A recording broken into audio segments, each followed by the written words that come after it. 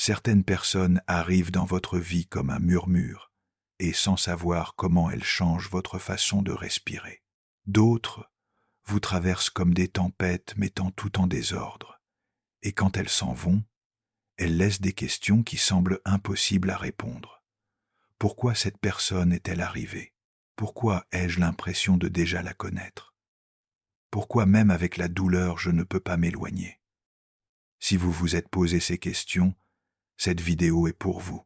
Aujourd'hui, nous allons explorer ensemble l'un des terrains les plus profonds et mystérieux de l'âme, l'amour destiné.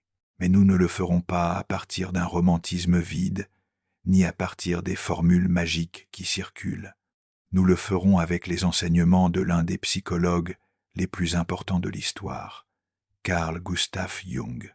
Nous allons explorer comment sa vision de l'inconscient de l'âme et de la connexion archétypale peut vous aider à comprendre si cette personne qui habite votre esprit est là par destinée ou par blessure.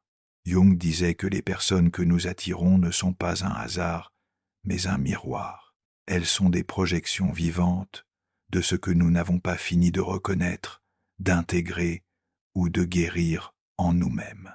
Et quand nous comprenons cela, l'amour ne devient plus une poursuite désespérée, mais un chemin de connaissance de soi et de croissance profonde.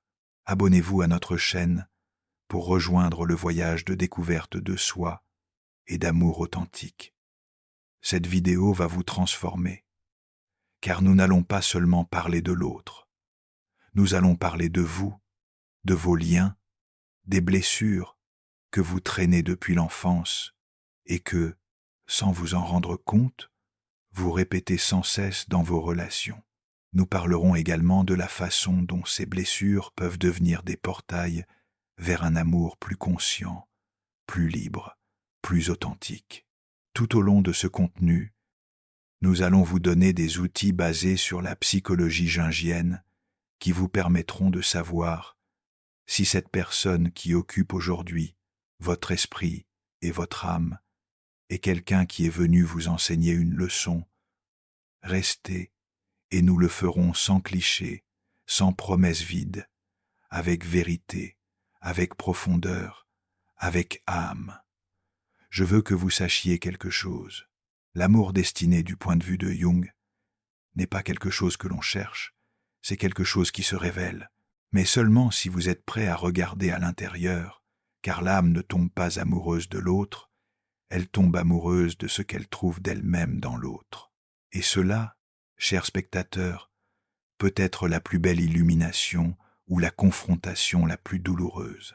Peut être regardez-vous cette vidéo aujourd'hui parce que vous ne pouvez pas laisser partir quelqu'un, parce que vous sentez qu'il y a un fil invisible qui vous unit au-delà du temps de la douleur de la logique. Ou peut être commencez-vous une relation et vous vous demandez si cette fois c'est différent, si cette personne est la bonne, s'il y a des signes qui confirment ce que vous ressentez. Cette vidéo va répondre à cela depuis le plus profond de votre psyché. Jung nous a enseigné que l'inconscient collectif garde des symboles, des images, des impulsions et des énergies qui traversent les générations que l'amour souvent s'éveille, non pas par la raison, mais depuis ces territoires ancestraux où vibrent encore les mythes. Et c'est pourquoi le véritable amour n'a pas toujours l'apparence que vous attendiez. Parfois ça fait mal, parfois c'est inconfortable, parfois ça transforme, mais ça vous appelle toujours à être plus vous-même. Ici, nous ne venons pas vous donner un conte de fées, nous venons vous apporter de la conscience, vous inviter à regarder vos liens avec de nouveaux yeux, à ce que vous appreniez à reconnaître quand une personne est réellement un cadeau du destin et quand c'est une répétition déguisée. Nous allons parler de la synchronicité, ce concept que Jung a développé pour expliquer pourquoi certaines personnes apparaissent dans votre vie au moment exact. Nous allons parler des projections de la façon dont souvent vous ne tombez pas amoureux de la personne réelle, mais de l'image que vous avez vous-même construite. Et nous allons vous apprendre à démonter cette image pour voir l'autre tel qu'il est. Mais nous allons aussi parler des âmes qui se rencontrent, vraiment des liens qui n'ont besoin ni de manipulation, ni d'obsession, parce qu'ils se maintiennent avec authenticité, avec vérité et avec respect. Et vous allez apprendre à les reconnaître parce qu'il y a des signaux clairs profonds et spirituels qui vous aideront à distinguer l'amour destiné de l'amour conditionné. Cette vidéo n'est pas seulement pour ceux qui sont en couple, elle est pour ceux qui ont aimé, pour ceux qui ont perdu, pour ceux qui ne comprennent toujours pas pourquoi ils ne peuvent pas oublier. Elle est pour ceux qui veulent arrêter de répéter des schémas, pour ceux qui veulent aimer sans se perdre, pour ceux qui sont prêts à transformer leur façon de se lier. Ici, nous allons aborder des sujets sensibles. Nous allons vous poser des questions que vous ne vous êtes être jamais posées auparavant, et certaines réponses pourraient à vous mettre mal à l'aise. Mais cet inconfort fait partie du processus d'éveil. Et si vous restez jusqu'à la fin, je vous assure que vous allez voir vos relations à un autre niveau de conscience. De nombreux psychologues évitent de parler d'amour destiné parce qu'ils le considèrent comme une idée trop mystique ou romantique. Mais Jung ne l'a pas fait parce qu'il comprenait qu'il y a des processus de l'âme qui ne peuvent pas s'expliquer uniquement par la logique, qu'il y a des liens qui échappent à l'analyse superficielle et que lorsqu'ils sont reconnus, ils ouvrent des portes qui changent pour toujours la façon dont vous aimez. Peut-être que ce n'était pas le moment parfait pour regarder cette vidéo. Peut-être êtes-vous tombé dessus sans la chercher. Mais si vous êtes ici, c'est pour quelque chose. Et si vous êtes ici, c'est parce que votre âme vous a amené, parce qu'il y a une partie de vous qui est prête à comprendre l'amour depuis un endroit plus sain, plus réel, plus profond. Et bien que la réponse ne soit pas une formule magique, elle sera une boussole. Cette vidéo sera votre carte émotionnelle, parce que lorsque nous aurons terminé, vous saurez clairement si cette personne est une opportunité d'évolution ou une illusion qui vous maintient piégé. Et vous le saurez non pas parce que je vous le dis, mais parce que vous le sentirez dans votre corps, dans votre esprit, dans votre cœur. Vous n'avez pas besoin d'être psychologue pour comprendre ce que nous allons partager. Vous avez besoin de courage. Courage de regarder à l'intérieur, de vous poser de vraies questions, d'arrêter de vous accrocher à ce qui fait mal, de reconnaître ce qui est et de laisser aller ce qui ne fait que sembler être. Nous allons parler de l'anima et de l'animus, les archétypes jungiens qui vivent dans vous et qui conditionnent votre façon de tomber amoureux. Vous allez découvrir comment ces énergies influencent dans votre attirance, vos attentes et vos ruptures. Et quand vous le comprendrez, vous cesserez de choisir depuis la blessure pour commencer à choisir depuis la conscience.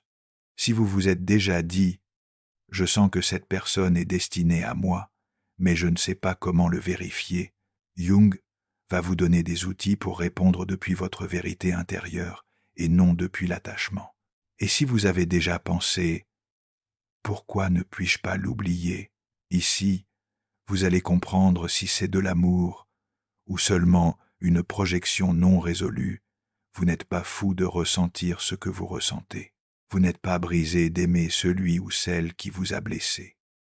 Vous êtes humain, vous êtes vivant, et vous êtes sur le point de comprendre que l'amour ne fait pas qu'unir des personnes. Il révèle aussi des ombres, et seul celui qui traverse son ombre peut aimer avec lumière.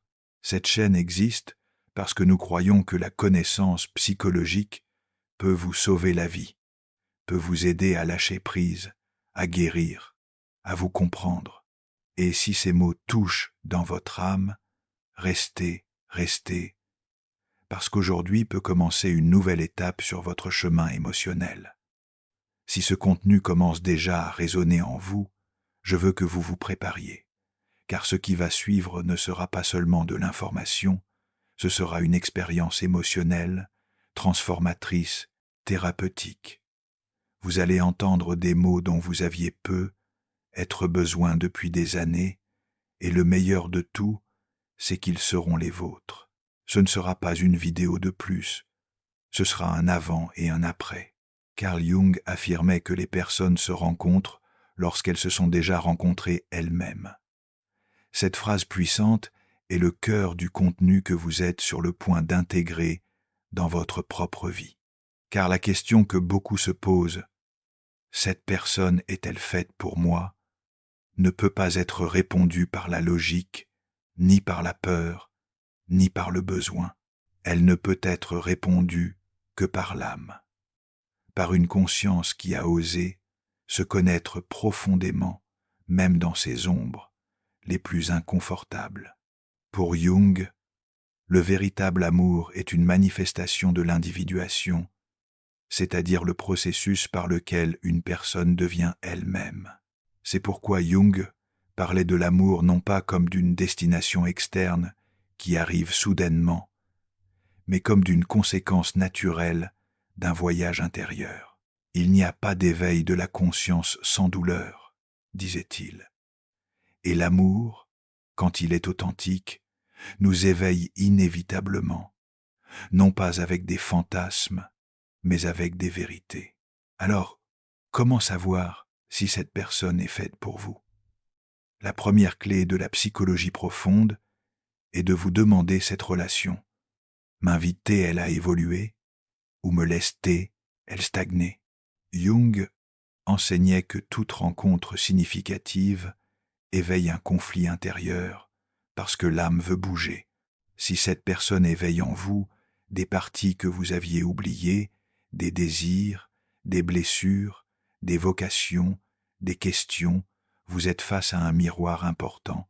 Ce n'est pas une garantie de permanence, mais c'est une garantie de transformation. Il y a une confusion très courante. Pensez que l'amour destiné est confortable. Jung dirait tout le contraire. L'amour qui arrive dans votre vie avec un but réel vous déstructure, vous décentre, vous confronte à vous-même, car il ne vient pas vous satisfaire. Il vient vous révéler, Jung a écrit, ce que vous niez vous soumet, ce que vous acceptez vous transforme. Et dans une relation authentique, l'autre incarne souvent précisément ce que vous ne vouliez pas voir. Faisons un exercice, fermez les yeux et pensez à cette personne. Quelles émotions éveille-t-elle en vous? Quelle partie de vous remonte à la surface quand vous êtes avec elle? Quel souvenir du passé semble s'activer maintenant? Demandez-vous honnêtement, est-ce que je vois cette personne telle qu'elle est ou telle que j'ai besoin qu'elle soit? Est-ce que j'aime l'autre ou est-ce que j'utilise l'autre pour combler des vides que j'ai peur de regarder? Jung disait que la rencontre de deux personnes est comme le contact de deux substances chimiques. S'il y a une réaction, les deux se transforment. Si vous restez exactement le même en présence de cette personne, il est probable que vous ne soyez pas amoureux, mais confortable. Le véritable amour n'est pas conservation, c'est expansion, c'est feu, c'est mouvement de l'âme, c'est de l'alchimie émotionnelle. Et si vous répétez des schémas attirant toujours les mêmes types de personnes avec des visages différents, mais le même fond, Jung vous dirait que vous n'aimez pas vous projeter. Les projections sont des illusions inconscientes que nous plaçons sur l'autre, et souvent nous confondons ces projections avec des signes du destin, mais ce n'en sont pas. Ce sont des blessures qui cherchent une issue. Jung avertissait, on ne s'éclaire pas en imaginant des figures de lumière, mais en rendant l'obscurité consciente. Êtes-vous prêt à regarder votre obscurité avec amour? Êtes-vous prêt à cesser de poursuivre un amour qui vous sauve pour devenir celui ou celle qui se sauve? L'amour destiné n'arrive pas quand vous êtes dans le besoin. Il arrive quand vous êtes prêt. Il arrive quand vous n'en avez plus besoin. Parce que l'âme ne l'exige plus. Elle le reconnaît. Passons à une autre pratique introspective. Notez sur une feuille ce que vous cherchiez lorsque cette personne est apparue. Soyez brutalement honnête. Cherchiez-vous la sécurité, la validation, la compagnie, l'admiration? Ou étiez-vous en paix avec vous-même et quelqu'un qui résonnait avec vous dans ce calme est simplement apparu? Jung disait que l'âme se meut par des symboles et les personnes qui arrivent dans notre vie sont aussi des symboles. Que symbolise cette personne pour vous? Ce que vous ressentez n'est pas toujours de l'amour. Parfois c'est de l'attachement ou un traumatisme partagé ou un besoin profond de ne pas être seul. Et c'est là que Jung nous demande de faire le travail de séparation intérieure, de distinguer entre l'âme qui s'étend et l'ego qui s'accroche. L'amour destiné n'a pas l'urgence de l'attachement. Il a le calme de ce qui coule sans pression. L'un des concepts les plus puissants de Jung est celui de l'anima et de l'animus, les figures internes du masculin et du féminin qui vivent en chacun de nous. Lorsque nous projetons l'anima ou l'animus, nous sentons que c'est l'amour de notre vie, alors qu'en réalité nous sommes amoureux d'une image interne non intégrée. C'est pourquoi Jung disait que le fait de tomber amoureux n'est rien d'autre que la projection de votre inconscient sur une autre personne. Alors comment savoir si cette personne est réelle pour vous ou si ce n'est qu'une projection? Observez si vous pouvez la voir avec ses défauts sans cesser de la respecter. Observez si lorsqu'elle ne se comporte pas comme vous l'attendez, votre monde s'écroule, ou si vous pouvez continuer à aimer avec compréhension. L'amour destiné ne se base pas sur la perfection de l'autre, mais sur l'acceptation profonde de son humanité. Parlons de synchronicité. Jung a inventé ce terme pour décrire ces coïncidences si exactes, si frappantes, qu'elles semblent avoir un sens caché. Si cette personne est apparue à un moment précis, juste au moment où quelque chose en vous bougeait, ne l'ignorez pas. La synchronicité est le langage de l'âme, mais attention qu'il y ait un signe ne signifie pas qu'il y ait un destin partagé. Parfois ce n'est qu'un message pour vous, et voici le plus important. Jung ne dirait jamais que le véritable amour est parfait. Il dirait qu'il est complet, qu'il intègre, qu'il ne vous évite pas la douleur, mais vous donne des outils pour la traverser avec conscience, qu'il ne vous promet pas un pour toujours, mais une transformation pour toujours. L'amour destiné selon Jung est celui qui vous aide à devenir qui vous êtes venu être. Autre exercice, écrivez les 3 choses qui vous font le plus mal chez cette personne.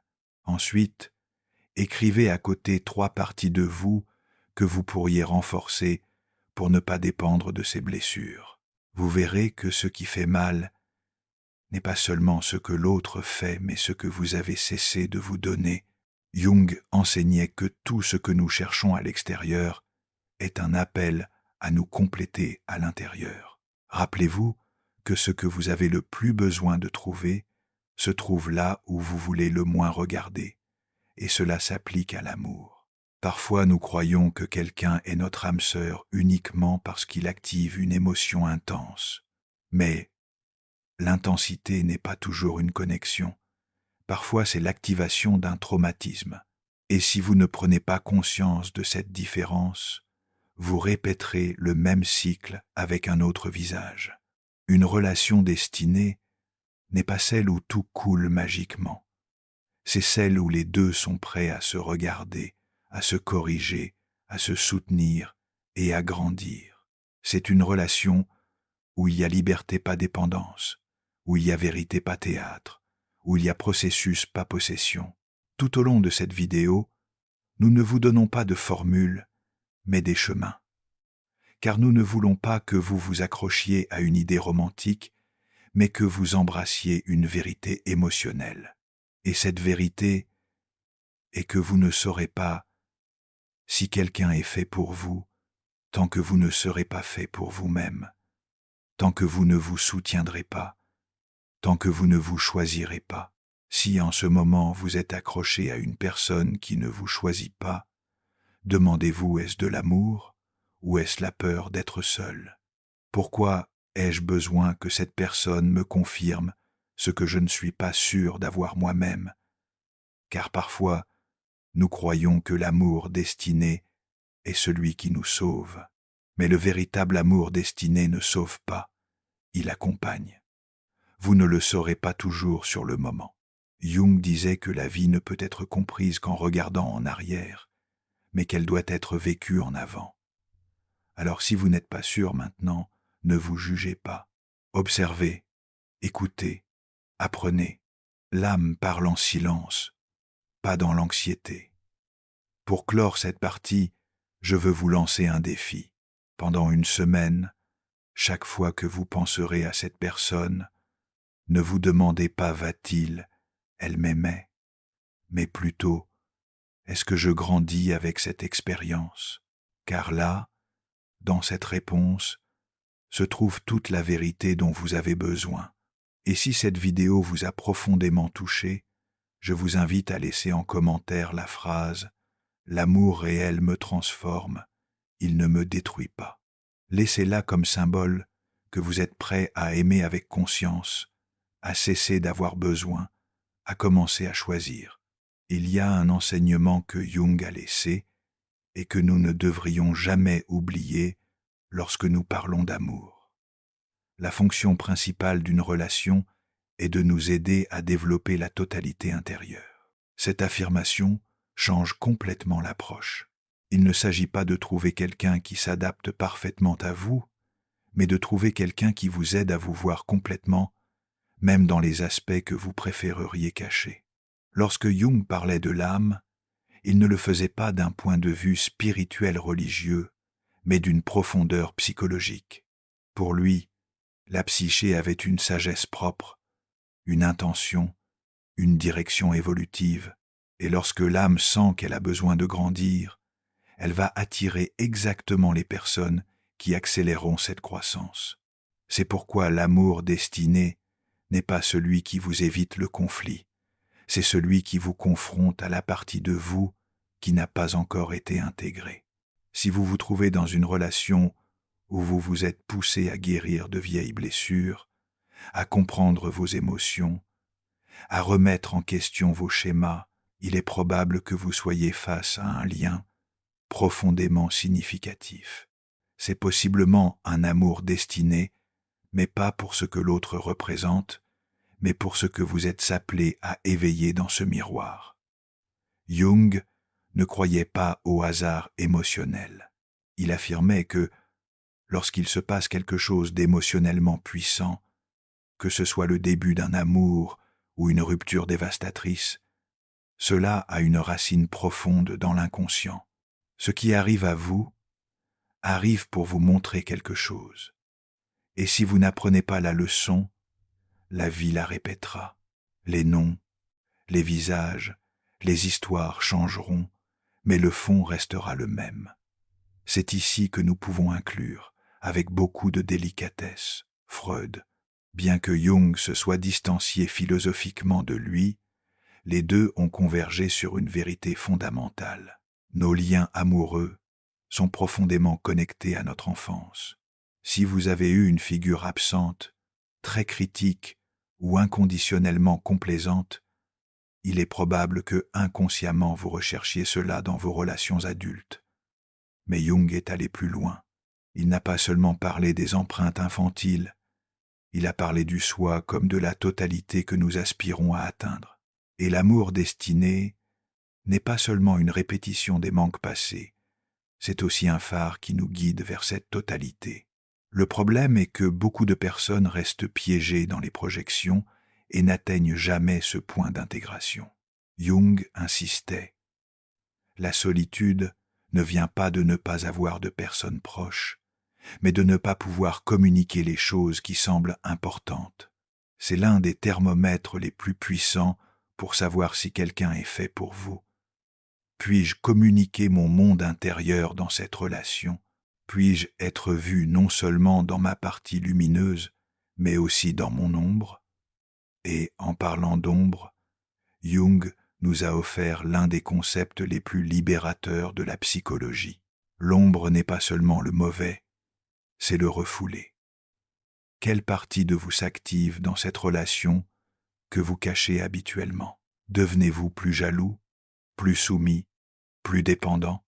Alors cette personne n'est pas venue seulement pour vous aimer, elle est venue vous montrer quelle partie de vous a encore besoin d'attention.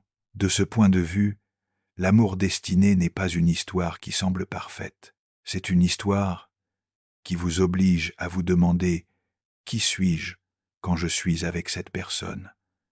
Est-ce que je grandis? Est-ce que je suis plus moi-même? Ou est-ce que je me réduis pour m'adapter ?» Et ici, nous pouvons aussi mentionner Viktor Frankl, qui nous a rappelé que l'amour est la seule façon de saisir un autre être humain au plus profond de sa personnalité. Lorsque cette connexion existe, vous ne cherchez pas à changer l'autre, mais à le comprendre. Lorsque vous êtes face à un partenaire qui n'essaie pas de vous modeler, mais de vous voir, vous pourriez être face à un lien réel. Mais attention, Jung a également mis en garde contre le danger de s'accrocher à une relation uniquement parce qu'elle est intense, car tout ce qui est intense n'est pas authentique.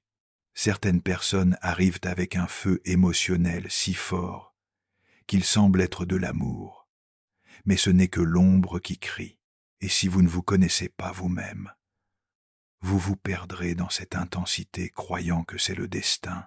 Erich Fromm disait que l'amour immature dit « Je t'aime parce que j'ai besoin de toi ». L'amour mature dit « J'ai besoin de toi parce que je t'aime ». Jung le soutenait également, mais du point de vue de l'individuation. Le véritable amour naît lorsque deux personnes complètes se rencontrent, non pas pour fusionner, mais pour marcher ensemble. Si vous avez besoin de l'autre pour vous sentir quelqu'un, vous n'aimez pas vous dépender. La meilleure façon de savoir si une personne est faite pour vous est de répondre à cette question. Suis-je une meilleure personne quand je suis avec cette personne même quand nous nous disputons? Car l'âme ne cherche pas un partenaire parfait, elle cherche un lien réel, capable de soutenir la vérité même la plus douloureuse. Jung nous a aussi parlé du mythe, des archétypes, des symboles qui activent l'âme.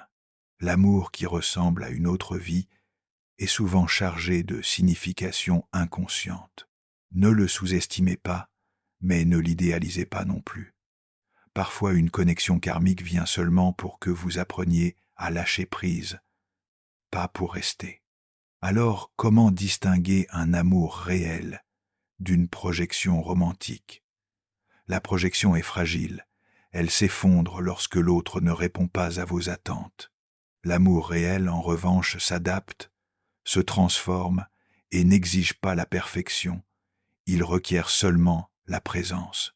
Lorsque Jung disait que tout ce qui nous irrite chez les autres peut nous mener à une compréhension de nous-mêmes, il parlait aussi de l'amour, car il n'y a pas de relation qui ne vous confronte à vos limites, à vos traumatismes et à vos manques. L'amour destiné ne vous exempte pas du travail personnel, il l'exige avec plus de force. Faites cet exercice. Écrivez 3 moments douloureux de votre relation actuelle ou passée. Ensuite, écrivez quelles parties de vous se sont reflétées dans cette douleur. Y avait-il de l'abandon, du contrôle, de la dévalorisation? Là sont vos miroirs, là sont vos réponses, là commence votre éveil. Autre indice essentiel lorsqu'une personne est faite pour vous, elle ne vous demande pas de cesser d'être vous, elle vous invite à être plus vous. Elle vous applaudit quand vous brillez, elle vous confronte quand vous vous éteignez, et elle vous soutient quand vous vous reconstruisez. Si vous devez éteindre votre lumière pour maintenir une relation, cette relation n'est pas pour vous. Jung insistait sur le fait que l'âme ne veut pas le confort, elle veut l'évolution. Et quand vous attirez quelqu'un avec qui vous pouvez grandir, avec qui vous pouvez être vulnérable et fort, en même temps avec qui vous pouvez toucher vos blessures sans peur, vous êtes proche de l'amour destiné. Maintenant, demandez-vous sincèrement cette personne. M'aide-t-elle à me connecter avec ma vocation la plus profonde? Ai-je l'impression de pouvoir lui parler de mes peurs, de mes rêves, de mes contradictions, ou ne parlons-nous que de choses superficielles du quotidien, de ce qui ne dérange pas?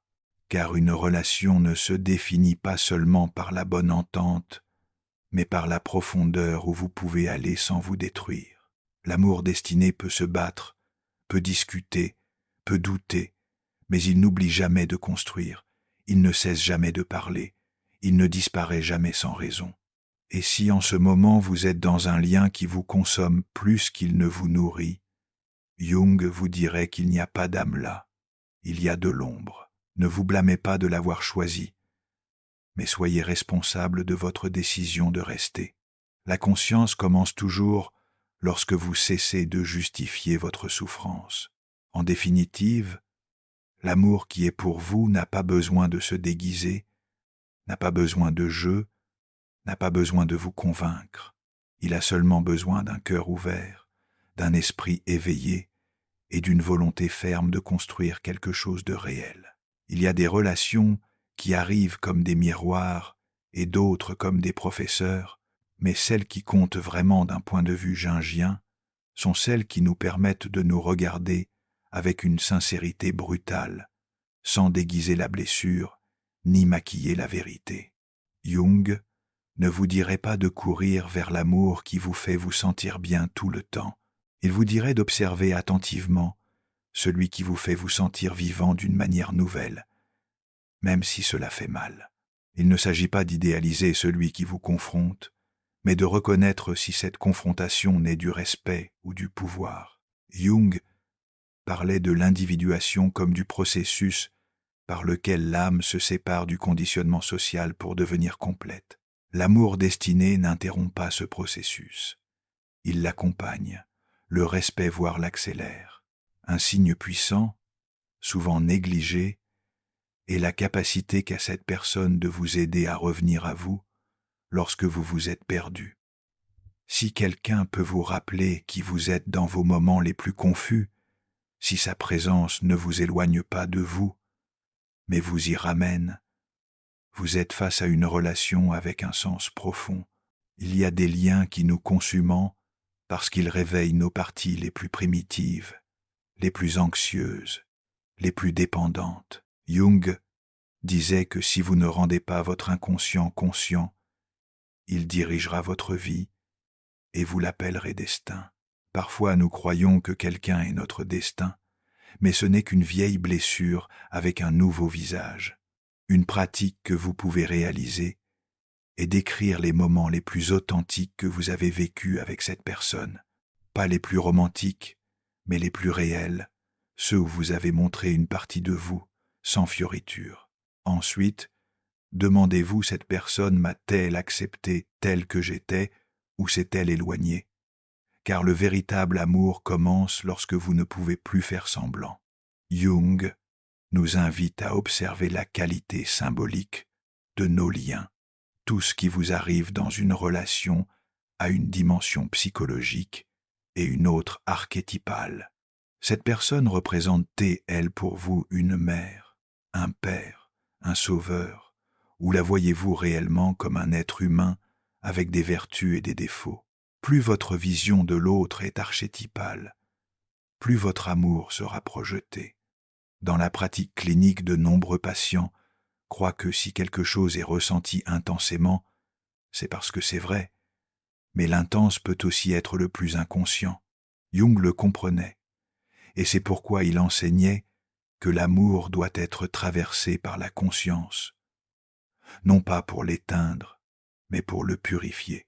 La douleur émotionnelle, lorsqu'elle n'est pas comprise, se recycle. Vous retournez chercher ce qui vous blesse parce que vous ne savez toujours pas pourquoi vous en avez besoin. Et c'est à ce point que la psychologie profonde devient essentielle. Ce n'est que lorsque vous comprenez la racine que la répétition peut guérir. La relation qui est pour vous ne vous demande pas de renoncer à votre essence. Elle vous demande de la polir, de la renforcer, de la reconnaître. Si une personne vous fait sentir que vous devez devenir quelqu'un d'autre pour être aimé, ce lien est plus basé sur le manque que sur le destin. Une grande vérité que Jung a laissée écrite est celle-ci. La rencontre avec soi-même signifie en premier lieu la rencontre avec sa propre ombre. Si l'amour que vous vivez vous mène à ce type de rencontre interne, ne le méprisez pas pour la douleur qu'il implique. Parfois, c'est exactement ce dont votre âme a besoin pour évoluer. Lorsque vous parlez avec cette personne, pouvez-vous vous exprimer depuis votre blessure sans craindre d'être jugé? Vous écoutez elle même si elle ne vous comprend pas complètement? Pouvez-vous mettre à nu votre esprit sans vous sentir petit? Car l'amour qui est pour vous ne se construit pas à partir de la compétition émotionnelle, mais à partir de la confiance mutuelle. L'âme a un rythme qui ne coïncide pas toujours avec nos attentes. Parfois, cet amour arrive avant que vous ne soyez prêt ou après que vous ayez déjà renoncé, mais il n'est jamais un hasard. Jung croyait fermement que les symboles de l'âme ont leur propre temps. C'est pourquoi ne courez pas, ne pressez pas. Observez seulement ce qui bouge en vous lorsque l'autre apparaît. Tout ce qui ressemble à de l'amour n'en est pas. Il y a des attractions basées sur la douleur partagée, sur le traumatisme, résonnant sur le besoin de combler des vides, mais l'amour destiné est différent. Il ne cherche pas à vous compléter. Il reconnaît que vous êtes déjà complet, et à partir de là, il choisit de marcher avec vous. Une clé révélatrice est celle si l'amour qui est pour vous ne lutte pas contre vous. Il peut vous défier, oui, il peut vous confronter, mais il ne vous entraîne pas dans des endroits où vous vous perdez vous-même. Si chaque fois que vous aimez, vous finissez plus confus qu'avant, peut être appelez-vous amour, ce qui en réalité est un désordre émotionnel. Souvenez-vous de ceci, l'amour destiné ne dépend pas de la quantité de temps passé ensemble, mais de la profondeur du lien. Il y a des personnes qui en 3 semaines vous guérissent, ceux que d'autres en 5 ans ont détruits. Ne vous accrochez pas au temps. Accrochez-vous à la vérité émotionnelle qui habite cette connexion. Du point de vue jungien, l'amour est une porte vers le soi. Si une relation ne vous rapproche pas de votre vérité, ce n'est probablement pas le chemin. Le destin n'est pas ce qui vous choisit sans votre volonté. Le destin est ce que vous construisez lorsque vous écoutez votre âme. Jung parlait aussi de l'alchimie de l'âme. Et en amour, cela se traduit ainsi si les deux sont prêts à se transformer à mourir, symboliquement pour renaître comme des versions plus intègres d'eux-mêmes. Alors cet amour a de la valeur. Si un seul se transforme et l'autre résiste, la balance se brise. Avoir de l'alchimie ne suffit pas. Avoir des projets non plus. L'essentiel est d'avoir une direction intérieure. L'amour qui est pour vous ne marche pas seulement à vos côtés. Il marche avec vous vers le même horizon, même si chacun a son propre rythme. Et cet horizon est toujours celui de l'authenticité. Pouvez-vous être vulnérable avec cette personne sans crainte du jugement?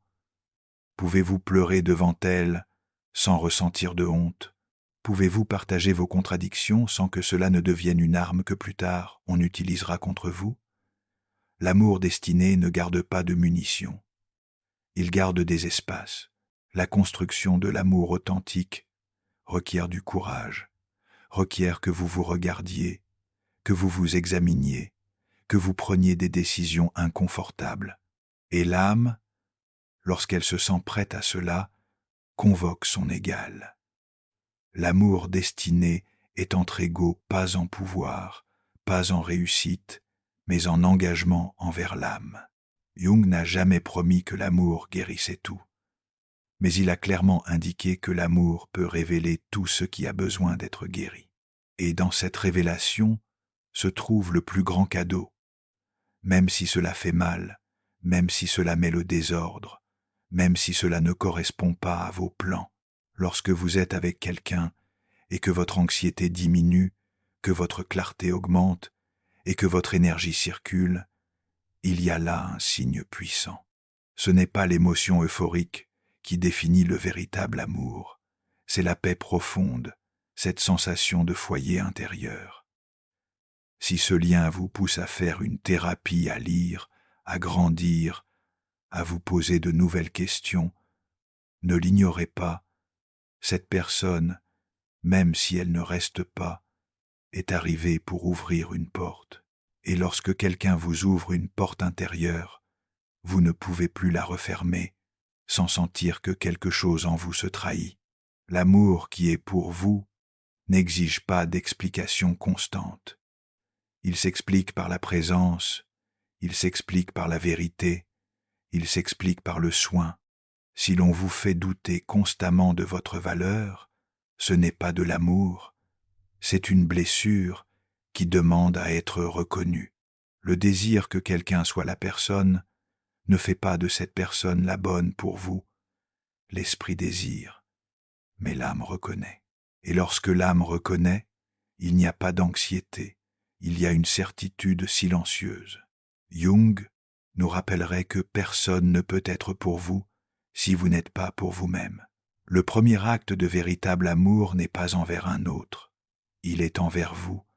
C'est vous dire « je me choisis » et à partir de là, être avec quelqu'un n'est plus un besoin, c'est un cadeau. Il y a des rencontres qui n'ont pas besoin de durer toute une vie pour être éternelles.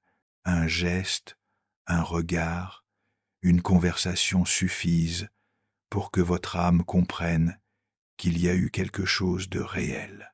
L'amour destiné n'est pas toujours fait pour durer, mais il est toujours fait pour vous marquer, pour vous rappeler qui vous êtes.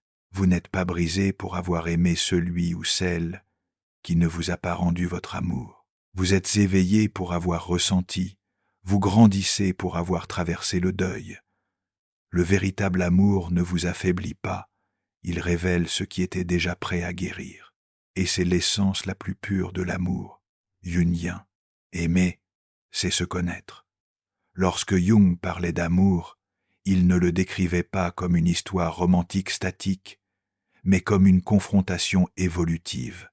L'amour qui est pour vous n'est pas seulement celui qui vous rend heureux, mais celui qui vous oblige à rencontrer vos questions les plus inconfortables. Demandez-vous quelle partie de moi s'est activée depuis que j'ai rencontré cette personne. Est-ce mon âme qui répond ou est-ce mon besoin? Jung définissait le soi comme cette totalité à laquelle chaque être humain doit aspirer. Et le véritable amour n'est pas une distraction de ce chemin, c'est un catalyseur. Si cette relation vous aide à intégrer vos parties oubliées, vos peurs, vos désirs, même vos contradictions être, n'êtes-vous pas face à un problème émotionnel, mais face à un but. Ne confondez pas l'intense avec le vrai. Jung était très clair. L'inconscient se projette avec une force irrésistible. L'âme crie à travers l'autre ce que vous ne voulez pas entendre de vous-même. C'est pourquoi parfois l'amour ne se sent pas doux ni fluide. Parfois, il se sent comme une secousse. Mais si cette secousse vous met en mouvement vers vous-même, ne la rejetez pas immédiatement. Faites une pause, respirez. Pensez à cette personne qui vit encore dans votre esprit. Sentez-vous qu'avec elle, vous pouvez évoluer spirituellement. Sentez-vous qu'il y a de la liberté, même s'il y a aussi des défis. Sentez-vous que vous n'avez pas à expliquer constamment votre existence. Si la réponse est oui, même s'il y a des doutes, alors vous êtes face à quelque chose de précieux, pas parfait, mais profondément réel. Un exercice simple, mais puissant. Écrivez 3 mots qui définissent ce que vous ressentez lorsque vous êtes avec cette personne. Ensuite, demandez-vous ces 3 mots, reflètent-ils aussi ce que je ressens lorsque je suis avec moi-même? Car lorsque l'autre est pour vous, il résonne avec votre être, pas avec votre manque.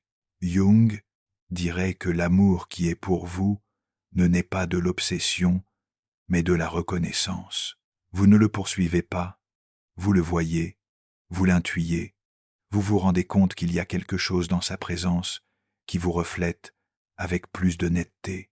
Et lorsque cela se produit, il n'y a pas de bruit mental, il y a une clarté émotionnelle.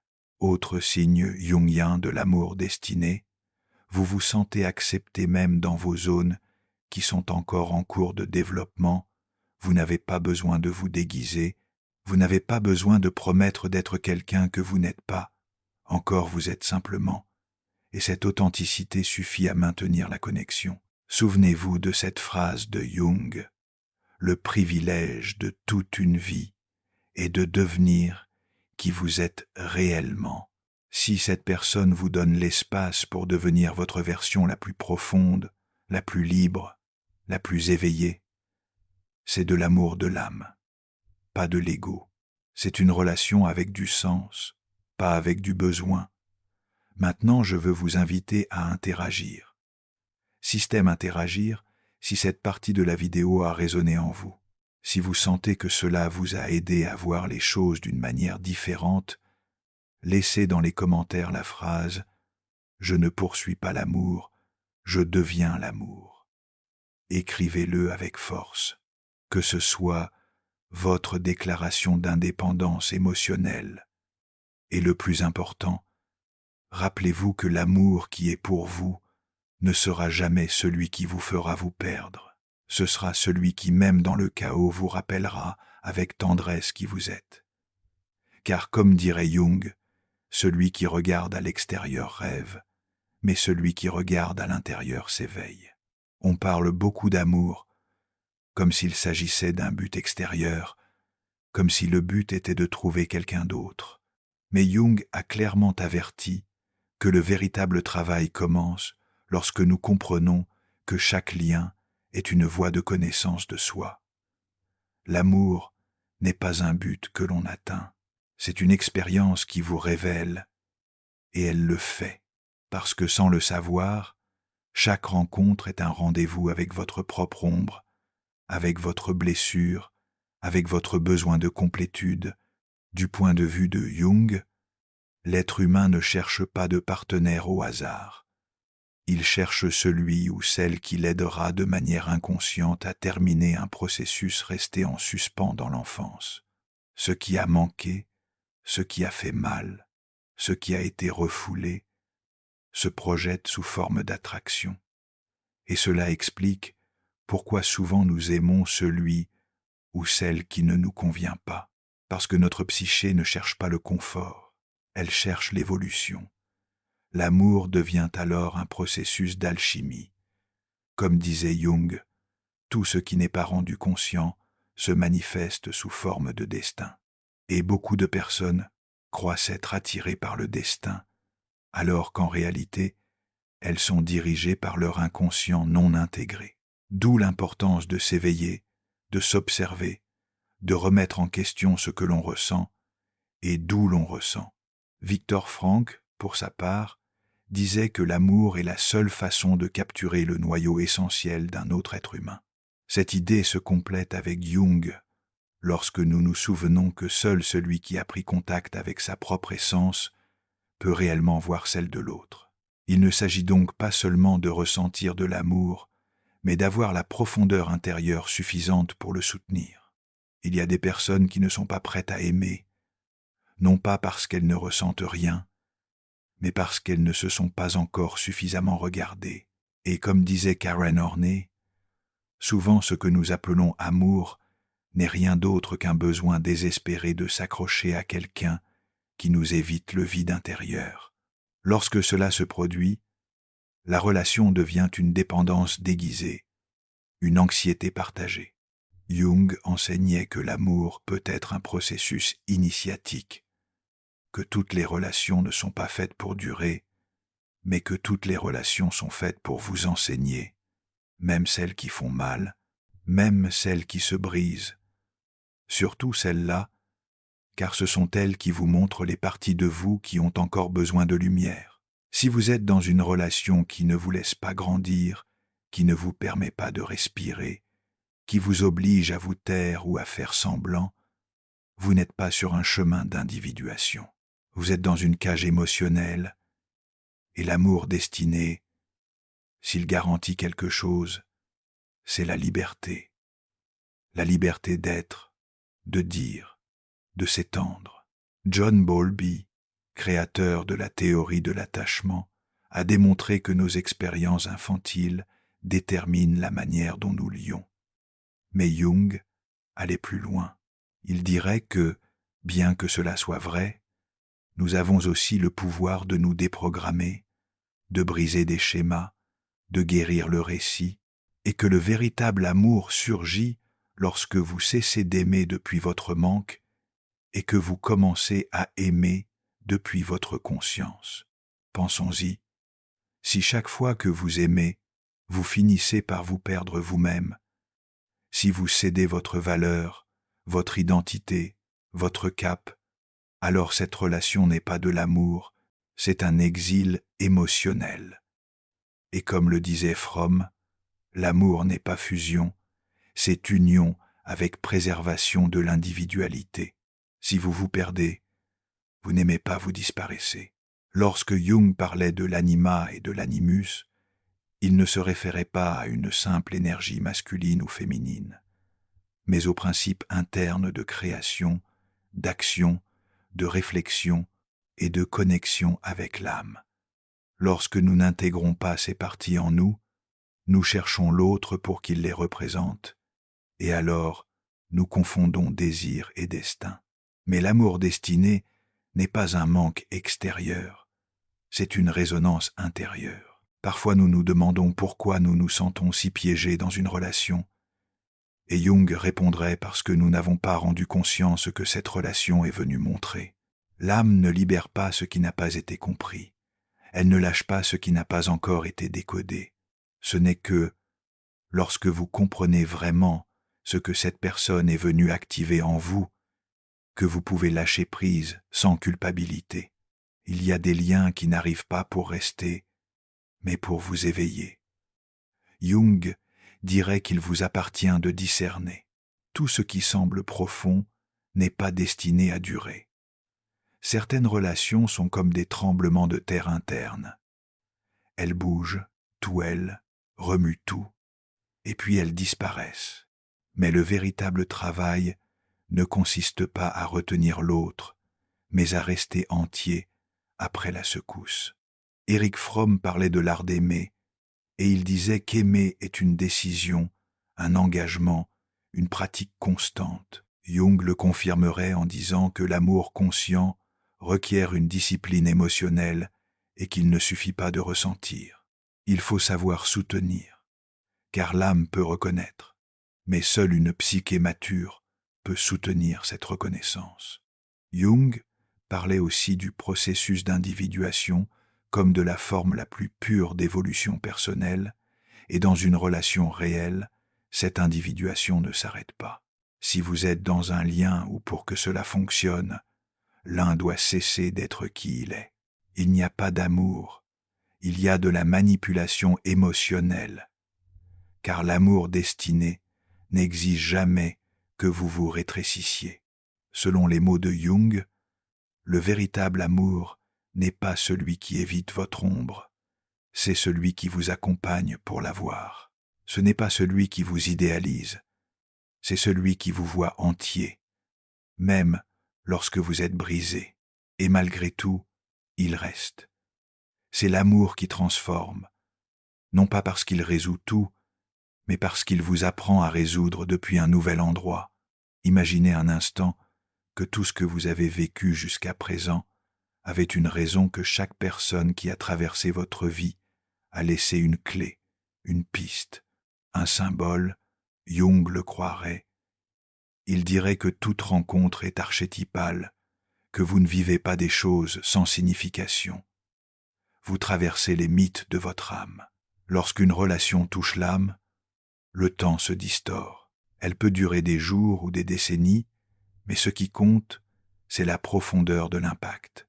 Si quelqu'un a remué votre système interne, s'il vous a obligé à réévaluer votre vie, vos blessures, vos décisions, ne le sous-estimez pas. Ce n'est être pas votre fin heureuse, mais ce fut sans aucun doute votre point de rupture. L'amour qui guérit n'est pas celui qui sourit. Toujours, c'est celui qui vous dit la vérité, même si cela fait mal. C'est celui qui ne s'enfuit pas lorsque vous vous désarmez. C'est celui qui, même dans le chaos, soutient ton regard et te dit « Je suis là », non pas pour te sauver, mais pour t'accompagner. C'est cette présence que l'âme désire ardemment, pas des sauveurs, mais des compagnons. Jung n'a jamais promis de chemin facile. Il a promis des chemins véritables. Et en amour, cela signifie que vous n'allez pas trouver de certitude dès le premier jour. Mais si vous apprenez à regarder avec les yeux de l'âme, si vous apprenez à ressentir au-delà de vos blessures, vous saurez quand un lien est authentique, parce qu'il vous rend libre même lorsque vous êtes accompagné, lorsque quelqu'un éveille en vous des parties que vous ne saviez pas avoir. Cela ne signifie pas toujours que votre autre moitié est arrivée, mais qu'une version de vous-même, qui attendait d'être vue, est apparue. L'amour destiné n'est pas un complément qui vous complète, c'est un détonateur qui vous révèle. Et Jung était très clair à ce sujet. Ne cherchez pas à l'extérieur ce qui ne peut être construit qu'à l'intérieur. S'il y a une relation qui vous montre tout ce qui fait mal, tout ce qui a été nié, tout ce que vous évitiez de regarder, ne fuyez pas si vite.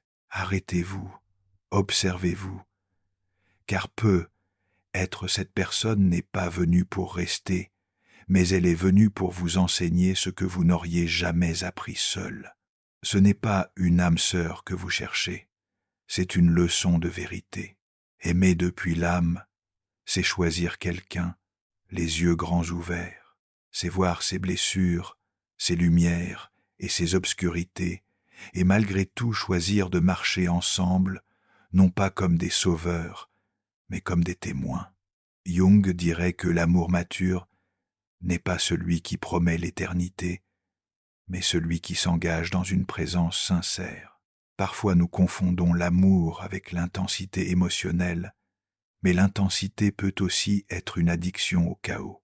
Jung et d'autres psychologues, comme Karen Horney, nous enseignent que l'âme cherche l'ordre lorsqu'elle a déjà vécu trop de désordre. Alors lorsque quelqu'un apparaît et vous apporte la paix au lieu du vertige, ne pensez pas que c'est ennuyeux. Être, c'est votre signe. Beaucoup de liens échouent parce que l'un des deux recherche encore une validation infantile. Il ne cherche pas un partenaire, il cherche une figure paternelle ou maternelle. Et cette charge ne peut être soutenue par l'amour, seulement par la thérapie, par la conscience, par la guérison. Jung le savait. Personne ne peut aimer librement s'il reste attaché à un traumatisme non résolu. Le véritable amour ne vous fait pas vous oublier. Il vous fait revenir à vous avec plus de force. Si cette personne vous éteint, si elle vous exige de vous trahir, si elle vous éloigne de votre but, ce n'est pas un amour destiné. C'est de l'attachement, c'est une blessure, c'est une répétition inconsciente. Et ici, le travail n'est pas de récupérer l'autre, c'est de vous récupérer vous-même. L'une des plus grandes erreurs que nous commettons est de rechercher des relations qui nous distraient du vide intérieur. Mais comme disait Jung, tout ce que nous refoulons finit par nous dominer. Si vous n'êtes pas en paix avec votre solitude, l'amour sera une forme d'évasion. Et toute évasion, aussi belle soit-elle, finit par être une prison. L'amour mature reconnaît que l'autre n'est pas venu combler vos vides, mais vous accompagner pendant que vous les comblez vous-même. C'est un amour qui n'exige pas la perfection, mais la présence, qui ne demande pas de sacrifices absurdes, mais l'authenticité. Et cela, bien que cela semble simple, est l'un des plus grands défis émotionnels qui existent. Lorsque vous sentez que l'autre vous prend plus d'énergie qu'il ne vous en donne, arrêtez-vous. L'âme avertit toujours. Toujours, mais seuls ceux qui sont éveillés parviennent à l'écouter. Que dit votre corps lorsque vous êtes avec cette personne? Comment respirez-vous? Comment dormez-vous? Car le corps ne sait pas mentir, et l'amour qui est pour vous ne draine pas, il renouvelle. Tout ce qui brille n'est pas amour. Parfois, c'est une dépendance bien déguisée, c'est un vide qui se remplit de beaux gestes, mais sans profondeur émotionnelle. Jung parlait du faux self, ce masque que nous portons tous pour survivre, et beaucoup de relations ne sont rien de plus que deux masques interagissant. Le véritable amour commence lorsque vous osez l'enlever. Si en regardant en arrière vous sentez que vous avez toujours choisi par peur de l'abandon, peut-être n'avez-vous jamais choisi librement. Et ce n'est pas votre faute, c'est votre blessure. Mais une fois que vous la voyez, vous ne pouvez plus continuer à aimer de la même manière. Le prochain amour que vous choisirez devra naître de votre vérité, pas de votre manque, de votre réveil, pas de votre survie. L'âme ne veut pas l'amour parfait. Elle veut l'amour qui reste quand vous n'êtes pas parfait, qui soutient vos doutes sans exiger que vous ayez toutes les réponses, qui vous respecte dans votre processus sans vous presser. Car comme disait Jung, l'amour ne guérit pas, mais il peut être le terrain le plus fertile pour que vous vous guérissiez vous-même. Si quelqu'un vous aime seulement quand vous souriez, quand vous êtes fort, quand vous êtes utile, ce n'est pas de l'amour, c'est de la convenance émotionnelle. Le véritable amour ne vous mesure pas à votre fonctionnalité. Il vous embrasse même lorsque vous êtes brisé, il vous regarde, même lorsque vous êtes sombre, car il comprend que cette ombre fait partie du voyage. Il y a un moment dans tout processus d'individuation où vous réalisez que personne ne peut vous aimer de la façon dont vous ne vous aimez pas vous-même. Et là précisément, là commence une nouvelle étape, une étape où vous ne vous contentez plus, où vous ne vous donnez plus à moitié, où vous n'acceptez plus les miettes émotionnelles. Jung nous rappelait que les rêves et les relations ont des symboles cachés. Si vous êtes dans une relation qui semble inexplicable, qui donne l'impression que quelque chose de supérieur l'a tissé, observez quelle partie de vous s'éveille dans ce lien. Peut-être ne le comprenez-vous pas avec votre esprit, mais votre âme a déjà tout compris. Parfois l'amour qui marque le plus n'est pas celui qui vous embrasse le plus, mais celui qui vous reflète le plus, celui qui vous montre ce que vous ne saviez pas être capable de ressentir, celui qui vous laisse des questions, des silences, des fissures, mais aussi des chemins vers vous-même. Ne le mesurez pas seulement à sa durée, mesurez-le à sa transformation. Lorsque Jung parlait d'intégration, il se référait à l'union de toutes les parties de vous, lumière, ombre, tendresse, rage, désir, peur. L'amour qui est pour vous ne s'arrête pas à ce qu'il aime. Il accepte votre totalité. Il ne fuit pas lorsque vous vous contredisez. Il ne disparaît pas lorsque vous n'êtes pas au mieux de votre forme. Toutes les personnes qui vous enseignent quelque chose ne doivent pas rester. Certaines arrivent seulement comme des guides, comme des réveils. Et c'est un acte de véritable amour de savoir les laisser partir lorsque leur présence n'est plus une évolution, mais une répétition. Car aimer, c'est aussi lâcher prise. Et parfois, lâcher prise est le plus grand acte de respect. Ne cherchez pas que l'amour soit une émotion constante. Cherchez qu'il soit une croissance constante. La passion s'estompe, mais l'admiration, la confiance et la connexion authentique, ce sont les racines d'un amour qui perdure, un amour que l'âme reconnaît sans avoir besoin d'explication. Souvenez-vous de ceci, l'amour qui est pour vous n'exige pas de preuves. Il ne vous demande pas de vous sacrifier en échange d'attention. Il ne joue pas avec votre temps, ni avec votre silence, ni avec votre santé mentale. L'amour qui est pour vous est clair. Il est honnête. Il est aimable.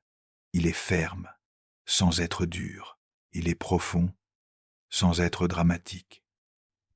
Il y a des relations qui naissent pour que vous appreniez à poser des limites d'autres, pour que vous appreniez à vous ouvrir, et certaines pour que vous appreniez à ne pas renoncer à vous-même. Chaque lien a une fonction, mais vous seul pouvez décider si vous êtes prêt à évoluer avec lui ou à continuer à fuir vous-même. Lorsque vous aimerez à nouveau, faites-le depuis la présence, pas depuis l'urgence. Faites-le depuis l'âme, pas depuis le besoin. Et avant de dire « cette personne est faite pour moi », assurez-vous que vous êtes déjà fait pour vous, que vous vous habitez, que vous vous choisissez, que vous vous respectez, car l'amour le plus fidèle commence à la maison. Si cette vidéo vous aide à voir avec de nouveaux yeux, si vous sentez que quelque chose bouge en vous, ne le laissez pas passer. Laissez dans les commentaires la phrase « J'apprends à aimer depuis ma conscience ». Écrivez-le pour vous, pas pour les autres. Écrivez-le comme un acte d'affirmation interne. Souvenez-vous que ce que vous ressentez n'est pas de la faiblesse. C'est un éveil, c'est une conscience en expansion. C'est votre âme qui vous demande de ne plus continuer à choisir la même chose en espérant des résultats différents. Car la vie ne change pas quand quelqu'un arrive. Elle change quand vous décidez de vous voir et de vous valoriser comme vous le méritez.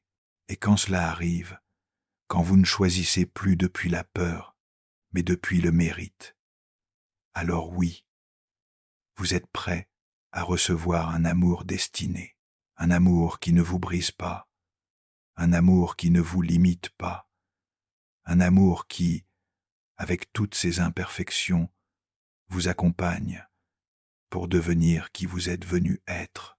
Vous n'êtes pas ici par hasard. Vous n'êtes pas arrivé à ce point de la vidéo simplement parce que vous vouliez vous divertir. Vous êtes arrivé parce que votre âme a demandé des réponses, parce qu'il y a quelque chose en vous qui ne supporte plus de continuer à répéter les mêmes cycles, parce que vous êtes fatigué d'appeler amour ce qui n'était que vide, déguisé, et si vous restez avec nous jusqu'à la fin, ce ne sera pas seulement une vidéo, de plus, ce sera une charnière émotionnelle dans votre histoire personnelle. Souviens-toi de ceci avec toute la force de ton cœur. Tu n'es pas moins précieux pour avoir aimé quelqu'un qui ne t'a pas choisi. Tu n'es pas brisé pour avoir trop donné. Tu n'es pas perdu pour ne pas l'avoir vu avant. Tu es vivant, tu ressens, tu apprends. Et cela dans cette société anesthésiée est déjà une forme de courage. Ce que tu traverses maintenant n'est pas une rupture, c'est une renaissance. Et même si ça fait mal, même si tu ne le comprends pas tout à fait, fais confiance. Les pièces qui semblent aujourd'hui le chaos seront clarté demain. Jung ne disait pas « personne ne s'éclaire en fantasmant sur des figures de lumière », mais en rendant son obscurité consciente. Aujourd'hui, tu touches cette obscurité et c'est pourquoi tu es plus près que jamais de la lumière. Peut être que personne t'a appris à t'aimer. Peut être as-tu grandi en croyant que tu devais faire quelque chose de spécial pour mériter l'amour. Mais je te le dis, avec toute fermeté, tu n'as rien à faire. Seulement te souvenir de qui tu es, seulement revenir à toi. Seulement cesser de te donner à celui ou celle qui ne sait pas te soutenir. Car ta valeur n'est pas entre des mains étrangères, elle est dans ta conscience éveillée. Le véritable amour n'arrive pas quand tu le supplies, il arrive quand tu cesses de te trahir par peur de perdre.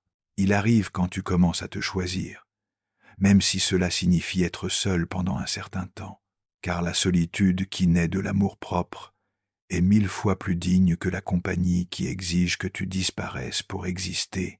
C'est le moment où tu cesses de poursuivre les signaux externes et où tu commences à écouter ta vérité intérieure. Ce murmure qui te dit depuis longtemps que tu mérites plus, que tu n'es pas né pour mendier des miettes émotionnelles, que tu es ton meilleur choix, et que celui ou celle qui voudra marcher à tes côtés devra le mériter. Et si aujourd'hui tu sens une boule dans la gorge, une envie de pleurer, un mélange de tristesse et de soulagement, ne le retiens pas. Tu te libères, tu laisses aller de vieilles croyances, tu réécris ton histoire, car tu ne veux plus d'un amour qui fait mal. Tu veux un amour qui guérit, et cela commence avec toi. Laisse cette communauté être ton refuge. Partage dans les commentaires ce que tu ressens, quelle phrase t'a touché, ce que tu vis. Et si ce message t'a vraiment touché l'âme, écris dans les commentaires. Je suis prêt pour un amour qui me trouve sans que j'aie à me perdre. C'est ton signal, c'est ton mantra, c'est ta renaissance. Tu as entendu beaucoup de théories, beaucoup d'idées, beaucoup de concepts, mais maintenant, nous voulons que tu le sentes. Nous voulons que tu le vois de tes propres yeux. C'est pourquoi, le moment le plus attendu de la vidéo est arrivé l'histoire. Une histoire où tu verras refléter tes émotions, tes décisions, tes ombres et aussi ta lumière. Reste, respire, car ce que tu vas entendre n'est pas seulement une narration, c'est un miroir. C'est une expérience qui pourrait être la tienne et peut être au milieu de ses rues, de ses larmes et de son éveil. Découvriras-tu que toi aussi tu es prêt, que toi aussi tu peux vivre un amour destiné sans avoir à trahir ton âme. La ville s'éveillait sous une fine bruine qui mouillait les vitres des cafés et les fenêtres des vieux appartements de Chapinero Alto à Bogota.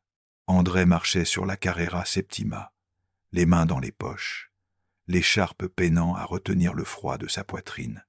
Cela faisait des semaines qu'il ne se comprenait plus, se répétant mentalement une question qui le hantait depuis son départ. Comment savoir si quelqu'un est vraiment fait pour vous? Lucia était apparue comme un éclair. Ce n'était pas le type de femme qu'il recherchait habituellement. Et c'est pour cela qu'elle l'avait si vite désarmé. Elle avait une voix douce mais un regard direct et un étrange don de lui poser des questions qu'il n'avait jamais osé se poser. Il l'avait rencontrée lors d'une conférence de psychologie à l'université Javeriana, où il était allé par inertie plus que par intérêt. Depuis lors, son monde avait commencé à tourner différemment. Les premiers jours avaient été vertigineux. Sorties spontanées dans les librairies du centre-ville, conversations jusqu'à 3 heures du matin sur l'âme, les rêves, les blessures. Elle lui parlait de Jung avec une clarté qui lui semblait presque mystique. « Tu crois que tu me connais ?» lui dit-elle un soir. « Mais ce que tu vois de moi est ta propre projection. » Cette phrase l'avait secouée et en même temps l'avait rendue amoureuse. Mais avec la même rapidité qu'elle était arrivée, quelque chose avait commencé à se briser. André se sentait de plus en plus anxieux, de plus en plus petit, de plus en plus dépendant. Chaque fois que Lucia s'éloignait un peu, il avait l'impression de se désagréger intérieurement. Il ne comprenait pas comment il pouvait être si attiré par quelqu'un qui, sans lui faire aucun mal, le rendait si vulnérable. Un dimanche soir, après qu'elle eut annulé un rendez-vous sans beaucoup d'explications, André s'était enfermé dans son appartement de la cale 59 et avait relu le livre qu'elle lui avait prêté, Souvenirs, rêves et réflexions de Jung. Il avait souligné une ligne qui jusqu'à présent lui avait échappé. Ce que vous niez vous soumet. Ce que vous acceptez vous transforme. Pour la première fois, il avait compris que sa douleur n'était pas à cause d'elle, mais à cause de ce qu'elle activait en lui. Lucia n'était pas sa tempête, elle était son miroir. Cette nuit-là, André n'avait pas pu dormir. Il était resté à observer son reflet sur la fenêtre embuée par la vapeur de la pluie. Il avait pensé à son enfance, à l'absence émotionnelle de sa mère, à la façon dont il avait toujours senti qu'il devait faire quelque chose d'extraordinaire pour que quelqu'un reste. Je cherche l'amour comme si c'était quelque chose que je dois gagner, pas quelque chose que je mérite, avait-il écrit dans son carnet. Il avait décidé que le lendemain, il ne l'appellerait pas non par fierté, mais parce que pour la première fois, il avait besoin d'être avec lui-même. Il était sorti marcher sur l'avenue Circunvalar et s'était arrêté devant le parc national. Il avait respiré. Et tandis que les voitures passaient rapidement derrière lui, il avait senti à l'intérieur quelque chose qu'il n'avait jamais senti auparavant. le calme. Les jours avaient dépassé, et il n'y avait eu ni message de lui, ni d'elle. Au début, ça faisait mal. Puis c'était devenu une sorte de rituel. Andrés avait commencé une thérapie. Il avait apporté ses journaux, parlait de ses rêves. Il rêvait de trains d'ascenseur, sans fin de porte, qui s'ouvraient sur des paysages inconnus. Son thérapeute, un homme au regard serein nommé Manuel, lui avait expliqué que son inconscient lui parlait qu'il était prêt à se rencontrer lui-même. Un après-midi, André avait recroisé Lucia par hasard. C'était dans une librairie du centre-ville où tous deux avaient l'habitude d'aller. Elle feuilletait un livre de poésie et en le voyant, elle lui avait souri avec tendresse. Il la regarda différemment, non pas comme un mendiant d'affection, mais comme un égal. Elle lui demanda comment il allait. Il répondit « J'apprends à me connaître, je ne fais que commencer ». Ils parlèrent quelques minutes. Il n'y eut pas de drame, pas de questions sur leur disparition mutuelle, seulement de la présence et un adieu tranquille, presque sacré. André ne ressentit pas de vide, mais de la gratitude, car il comprit que tous les amours n'arrivent pas pour rester. Certains arrivent pour nous ramener à nous-mêmes. Avec le temps, il commença à écrire. Il publia sur un blog anonyme ses réflexions sur l'âme, les relations, l'inconscient. Les gens commencèrent à le lire, à raisonner avec sa douleur transformée. Et là, il comprit une autre leçon de Jung. Lorsque vous intégrez votre ombre, vous devenez un remède pour les autres. Un matin, en relisant ses vieux cahiers, il retrouva la phrase de Lucia écrite à l'encre bleue « Ce que tu vois en moi est ce que tu ne veux pas voir en toi ». Il sourit, car maintenant, il comprenait. Car maintenant, en regardant quelqu'un d'autre, il ne le faisait plus depuis le manque, mais depuis la rencontre avec son propre soi, et ainsi, sans l'avoir revu, sans avoir besoin de clôture, sans fin parfaite, André sut que Lucia avait été une figure archétypale sur son chemin, la représentation de son anima, son féminin intérieur. Ce n'était pas une histoire d'amour conventionnelle, c'était une histoire d'évolution, une histoire jungienne. Il ne marchait plus dans la ville, en cherchant des visages qui lui rappelaient le sien, il marchait en reconnaissant à chaque coin de rue une partie différente de lui-même. Bogota ne lui paraissait plus froide, elle lui paraissait symbolique. Chaque rue, chaque café, chaque nuage au-dessus de Montserrat, tout était un symbole, tout faisait partie de son voyage. Au fil des mois, quelqu'un d'autre apparut, quelqu'un de différent. Leur histoire ne fut ni épique, ni magique.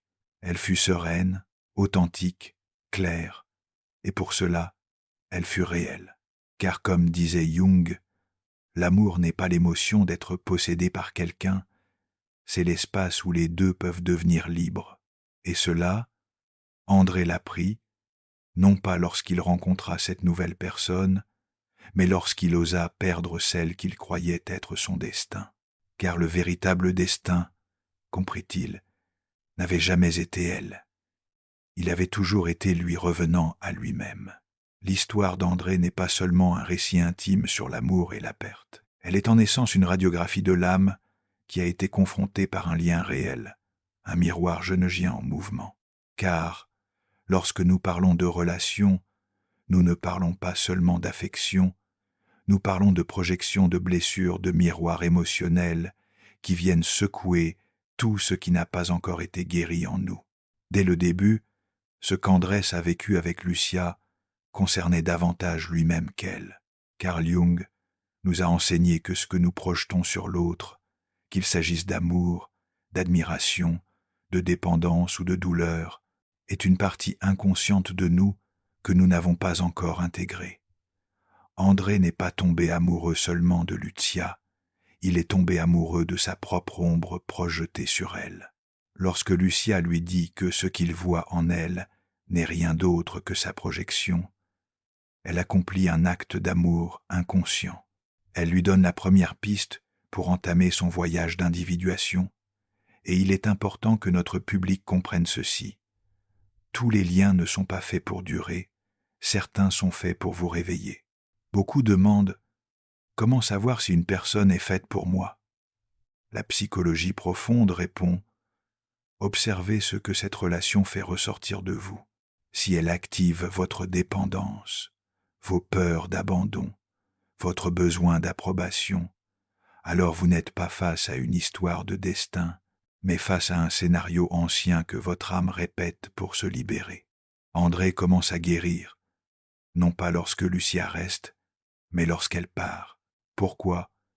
Parce que Jung expliquait que l'inconscient ne devient conscient que lorsqu'il cesse de satisfaire notre besoin immédiat. La douleur de la séparation fut en réalité le début de son éveil. Lorsqu'André décide de ne pas la chercher, il ne le fait pas par fierté. Il le fait par le besoin urgent de se retrouver, et c'est profondément thérapeutique. Beaucoup de personnes cherchent des réponses chez l'autre sans se rendre compte que l'autre n'est qu'un activateur, pas la solution. Ici, nous voyons l'un des concepts centraux de Jung, le soi. Non pas l'ego, non pas le masque social, mais cette partie essentielle qui émerge lorsque l'individu a pris contact avec son ombre, sa blessure, son désir réel. André ne cesse pas d'aimer. Il commence à aimer d'une manière différente vers l'intérieur. Les promenades d'André dans Bogota ne sont pas triviales. Ce sont des rituels symboliques d'une âme qui commence à habiter son corps. Dans la psychologie jungienne, les espaces extérieurs reflètent les espaces intérieurs. Et lorsqu'un personnage commence à trouver un sens à son environnement, c'est le signe qu'il a commencé à se réconcilier avec son inconscient. La figure du thérapeute manuel représente également quelque chose de plus profond. Ce n'est pas seulement un professionnel. C'est l'archétype du guide, du sage, du maître intérieur qui apparaît lorsque le disciple, c'est-à-dire André, est prêt à voir ce qu'il n'avait jamais voulu regarder auparavant. Le rêve des trains, des ascenseurs et des portes est extrêmement symbolique. Chez Jung, les trains représentent des trajets vitaux, des chemins psychiques, les portes de nouveaux seuils de conscience. L'inconscient lui parle et lui enfin écoute. Une relation pour Jung est un canal archétypal de connaissance de soi, et c'est exactement ce que représente Lucia. Elle n'est pas la femme de sa vie, elle est la personnification temporaire de l'anima, le principe féminin, à l'intérieur de tout homme qui guide sa croissance interne. L'âme vêtue d'une personne. Lorsqu'André la revoit, et qu'il ne tremble plus, qu'il ne ressent plus d'anxiété, qu'il peut la regarder sans désir, désespéré, l'intégration a eu lieu. La projection a disparu, et à sa place est restée la reconnaissance de ce qui a été vécu sans attachement, sans désir de possession. D'un point de vue thérapeutique, c'est une guérison authentique. Ce n'est pas l'oubli, c'est l'acceptation. Ce n'est pas le mépris, c'est la transcendance. André ne nie pas ce qu'il a ressenti, il l'honore, mais il n'en dépend plus pour se sentir complet. Et c'est ça la véritable clôture, pas celle qui se fait avec des mots, mais celle qui se fait avec conscience. Erich Fromm disait que l'amour n'est pas un sentiment facile, c'est une décision, un jugement, une promesse. André, à la fin, ne choisit pas l'amour qui émeut. Il choisit l'amour qui construit, et il le fait d'abord avec lui-même. Cette analyse nous laisse une vérité. Tout ce qui brille n'est pas un amour véritable. Parfois c'est de l'intensité, parfois c'est de l'addiction émotionnelle, mais le véritable amour est celui qui permet aux deux individus d'être de plus en plus eux-mêmes. Et c'est ce que Jung appelait une relation consciente. Beaucoup se demandent s'ils devraient rester dans une relation qui les fait douter. Jung répondrait par une question. Cette relation vous rapproche-t-elle de votre vérité ou vous éloigne-t-elle de vous-même? Si c'est la seconde option, ce n'est pas le destin, c'est une distraction émotionnelle. Le moment le plus beau de l'histoire n'est pas la réunion. C'est quand Andrés écrit dans son journal « J'apprends à me connaître, je ne fais que commencer », car là tout est dit. Dans cette phrase, il y a de l'humilité, il y a un processus, il y a la vérité. Jung dirait que c'est le premier pas vers l'individuation. Quand Andrés transforme sa douleur en mots, en blog, en messages, il fait la chose la plus puissante qu'une âme blessée puisse faire partager sa lumière. Non pas depuis la perfection, mais depuis l'authenticité, depuis ce qui a été vécu, depuis ce qui a été appris. Et là, il devient un symbole pour les autres. Chère audience, peut-être avez-vous aussi eu une Lucia, peut-être que ça fait encore mal. Mais la question que vous devez vous poser n'est pas « pourquoi est-elle partie ?» La question est « quelle partie de vous s'est éveillée grâce à cette personne ? Qu'avez-vous commencé à voir ? Qu'est-ce qu'elle vous a rendu que vous aviez perdu ? Et si cette personne n'était venue que pour vous rappeler votre valeur ? Et s'il ne s'agissait pas de construire une relation, mais de vous reconstruire vous-même ? Jung ne parlait pas de fin heureuse. Il parlait de processus complet. Et, parfois l'histoire s'achève par un adieu. Cette analyse n'est pas faite pour vous faire souffrir. Elle est là faite pour que vous compreniez, pour que vous preniez votre histoire en main et que vous cessiez de donner votre pouvoir à celui ou celle qui n'a pas su vous soutenir, pour que vous transformiez votre récit. Car comme disait Jung, connaître sa propre obscurité est la meilleure méthode pour faire face à l'obscurité des autres. Et maintenant, je veux que vous aussi participiez, que vous vous impliquiez dans ce processus. Si cette histoire vous a fait réfléchir, si elle a remué quelque chose de profond, en vous laissez dans les commentaires cette phrase. Je suis prêt à cesser de chercher à l'extérieur ce que je ne peux trouver qu'à l'intérieur. Écrivez votre vérité, partagez votre processus. Cette chaîne est aussi votre espace de transformation. Et si l'amour que vous cherchez à l'extérieur était en réalité un appel de votre âme pour que vous vous tourniez vers vous, et si cette personne que vous désirez tant n'était pas venue pour vous compléter mais pour vous éveiller, vous êtes-vous déjà demandé si ce que vous appelez amour est réellement de l'amour ou simplement la peur d'être avec vous-même ? Pensez-y, combien de fois avez-vous cherché quelqu'un qui vous regarde comme vous ne vous regardez pas ? Combien de fois avez-vous confondu compagnie et salut ? Jung disait que l'amour ne consiste pas à trouver l'autre, mais à se trouver soi-même à travers l'autre. Alors je vous le demande, quelle partie de vous réclame une attention urgente pendant que vous insistez sur le fait que le problème est l'autre ? Que se passerait-il si au lieu de chercher un amour qui vous choisit, vous choisissiez de cesser de vous abandonner ? Que se passerait-il si aujourd'hui, à cet instant précis, vous faisiez une pause et disiez « ça suffit, plus de fuite de moi-même, plus de tentatives pour m'intégrer, plus de poursuite de ce qui ne vibre pas avec ma vérité ». Croyez-vous qu'il est possible de vivre un amour sans dépendance ? Croyez-vous qu'il est possible d'aimer sans disparaître dans l'autre ? Pouvez-vous imaginer une relation où vous pouvez être libre, sans peur, vulnérable, sans honte authentique, sans punition ? Pourquoi avez-vous cru que c'était demander trop ? Êtes-vous prêt à rester avec vous-même suffisamment longtemps pour vous connaître ?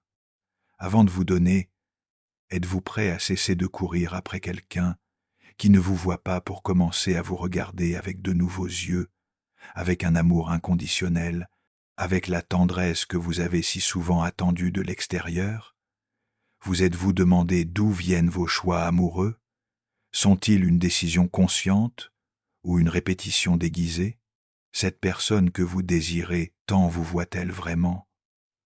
Ou valide-t-elle seulement une partie blessée de vous ? Vous construit-elle ou vous efface-t-elle ? Si aujourd'hui vous n'aviez pas peur, Qui laisseriez-vous partir? Qui cesseriez-vous d'attendre? Quelle vérité vous permettriez-vous de dire? À quelle solitude ouvririez-vous la porte? Non pas comme une punition, mais comme un maître. Et si votre histoire d'amour ne consistait pas à trouver quelqu'un, mais à vous trouver vous-même, pour que lorsque cette personne arrive, elle n'ait plus à vous sauver, elle n'ait plus à vous compléter, mais seulement à célébrer avec vous ce que vous êtes déjà, comment votre façon d'aimer changerait-elle? Ne croyez-vous pas qu'il est temps d'écrire un nouveau récit, un récit qui ne naît pas du besoin, mais du choix, un récit où vous ne vous cachez plus par peur de perdre, mais où vous vous montrez parce que vous savez ce que vous valez. Peut être que le destin n'est pas une personne. Peut être que le destin, c'est vous qui vous éveillez. Et à partir de là, depuis cette vérité pleine, tout amour qui arrivera sera un reflet, pas un refuge. Ce sera une expansion, pas une excuse. Ce sera un choix, pas un besoin. Alors si cette vidéo a remué quelque chose en vous, si elle a semé une question puissante, si elle a été une lumière au milieu de votre processus, je vous invite à laisser dans les commentaires cette phrase: « Le véritable amour commence quand je cesse de fuir moi-même ». Écrivez-le avec conviction. Écrivez-le comme une déclaration. Écrivez-le car vous avez compris que la vie vous appelle à cesser de chercher à l'extérieur ce qui ne fleurit qu'à l'intérieur. Merci d'être resté jusqu'à la fin. Merci d'avoir choisi cet espace pour guérir, grandir et réfléchir, ici dans Psychologiquement. Réfléchis, nous ne parlons pas seulement d'amour, nous parlons de conscience. Et à partir de là, nous pouvons tout reconstruire. Suivez notre chaîne pour rester inspiré et ne jamais manquer un voyage qui touche l'âme. On se retrouve dans la prochaine vidéo où nous continuerons à toucher l'âme avec des mots, avec la vérité, avec amour.